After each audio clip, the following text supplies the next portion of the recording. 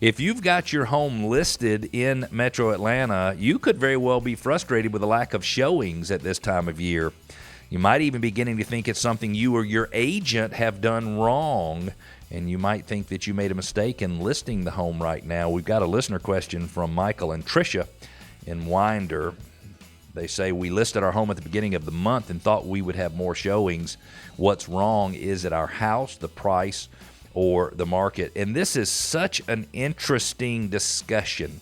For 2.5, maybe 3 years, we didn't have any conversations. Well, I shouldn't say that because I'm generalizing, but it seemed to me like we had no conversations with sellers about them being disappointed in the process of selling their home.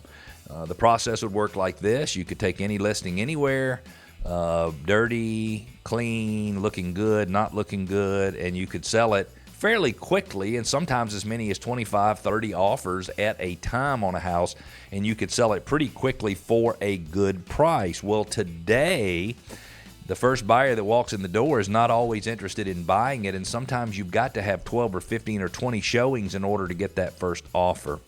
So if I were to give you some advice, Michael and Tricia, it would be this. There are 4 things that need to be considered when it comes to whether or not you're getting showings. Number 1 is the location of the home. There are some times when a house is located too close to the front of the neighborhood on a heavily trafficked road, and people don't want to come see the home. Location is not something you can do anything about, but you must understand how the location of the home may very well affect the market value of the home. Number 2, and we're getting into things that you can do something about, and that is the condition of the home. And you have to make sure that the condition matches the buyer's expectation. So they can't look at the home and think that it looks worse than what they expect for that price, and that's a very important thing. The next thing is the marketing. Is your agent doing everything necessary to market the home? And in today's world, I would focus specifically on, are they getting showing feedback? Because if you want, now other things as well, but if you want to really truly understand what's happening, you need to monitor all of the agents that show the property. You need to get feedback from them on what their client liked or didn't like or where they were in the process.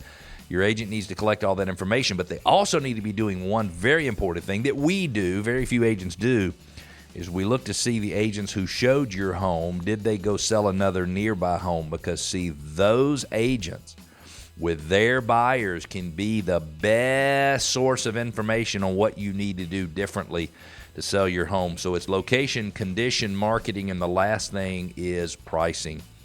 If you've had, I would say, 10 or 12 showings and you haven't gotten an offer, the odds are for the location, the condition of the home, the price you have it listed at is more than your average buyer thinks the home is worth. So, Michael and Tricia, if you have questions, 770-497-0000 is the number to call.